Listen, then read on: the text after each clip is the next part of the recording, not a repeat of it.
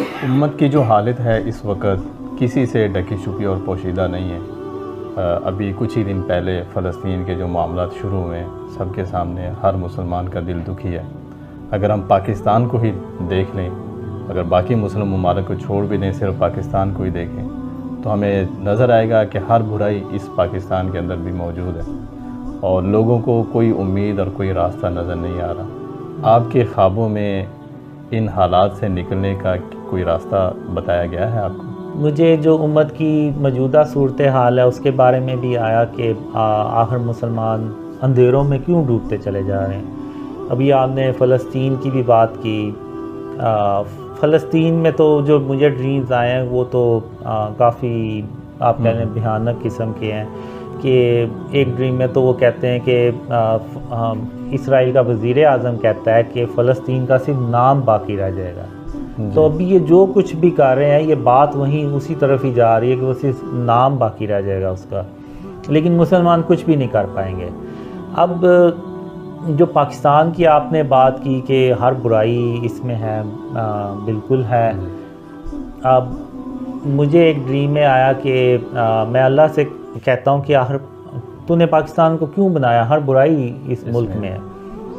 تو اللہ نے مجھے کہا کہ قاسم، آج سے 1400 سال پہلے جب محمد صلی اللہ علیہ وسلم اس دنیا میں موجود تھے تو اس وقت وہ اکثر مجھ سے دعا کیا کرتے تھے کہ قیامت کے قریب جب ان کا اسلام پوری دنیا میں مغلوب ہو چکا ہو تو ایک ایسا ملک بنا جس کا نام لا الہ الا اللہ ہو، تو پھر میرا جو اصل اسلام ہے وہ اس ملک سے پوری دنیا میں دوبارہ پھیلے۔ تو پھر اللہ کہتا ہے کہ قاسم پھر میں نے پاکستان کو بنانے کا فیصلہ کیا، اور پاکستان کا اگر آپ جب دیکھیں تو نعرہ یہ تھا کہ پاکستان کا مطلب کیا، لا الہ الا اللہ۔ تو برائیاں ہیں اس ملک میں، لیکن اللہ کی رحمت سے ہمیں مایوس نہیں ہونا چاہیے، اور اللہ نے ان خوابوں کے ذریعے سے ہمیں بتایا کہ اگر ہم شرک اور اس کی اقسام سے اپنے آپ کو بچا لیں اور بچانا شروع کر دیں، اور اس ملک کو شرک اور اس کی اقسام سے پاک کر دیں، تو اللہ کی رحمتیں اور برکتیں اس ملک پہ نازل ہوں گی، اور ایسی برکتیں نازل ہوں گی کہ لوگ جو ہے نا ان سے وہ جو اللہ کے خزانے نا وہ سنبھالے نہیں جاتے۔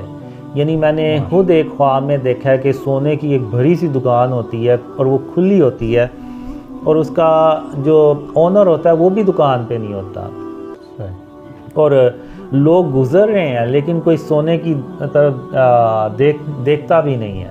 تو میں خود خواب میں حیران ہوتا ہوں کہ کیا یہ پاکستان ہی ہے، یہ جو دکان ہے سونے کی، کیا یہ پاکستان میں ہے؟ تو یعنی اس طرح کہ اللہ اپنی رحمت سے نا ہمارے حالات اچھے کر دے گا، لیکن اس کا ایک ہی طریقہ ہے کہ جب تک ہم اللہ کو راضی نہ کر لیں، یعنی شرک ایسا گناہ ہے کہ جس کی کوئی معافی نہیں ہے۔ قیامت کے دن اللہ جس کے چاہے گا گناہ بخش دے گا، لیکن شرک کبھی معاف نہیں کرے گا۔ اور شرک کے بارے میں اللہ نے قرآن میں بھی لکھا ہے کہ جس نے شرک کیا اس نے گویا اپنی جان پہ ظلم کیا۔ تو یہ ایک طریقہ اللہ نے ہمیں بتایا، اور اس میں ہم نے کچھ بھی نہیں کرنا۔ آپ یقین کریں یہ بہت سمپل ہے، ہم نے صرف یہ کرنا ہے کہ جتنے بھی اسٹیچوز ہیں ان کو ختم کرنا ہے، تصویریں ختم کرنی ہے، اور یہ جتنے بھی مزاروں پہ جا کے منتیں مانگتے ہیں، سجدے کرتے ہیں، ان کو ختم کرنا ہے۔ ان چیزوں کو ہم نے ختم کرنا ہے تاکہ ہم اللہ کو راضی کریں۔ جب ہم اللہ کو راضی کریں گے تو اس کی مدد اور اس کی رحمتیں اور برکتیں آئیں گی، اور یہ ملک پھر ترقی کرے گا۔ اور جو میں نے ڈریمز میں دیکھا ہے کہ پاکستان ایون پوری دنیا پہ حکومت کرتا ہے ایک وقت آتا ہے۔ تو اللہ نے ہمیں رستہ دکھا دیا ہے، اللہ کو ہماری کوئی ضرورت نہیں ہے، ہمیں اللہ کی ضرورت ہے۔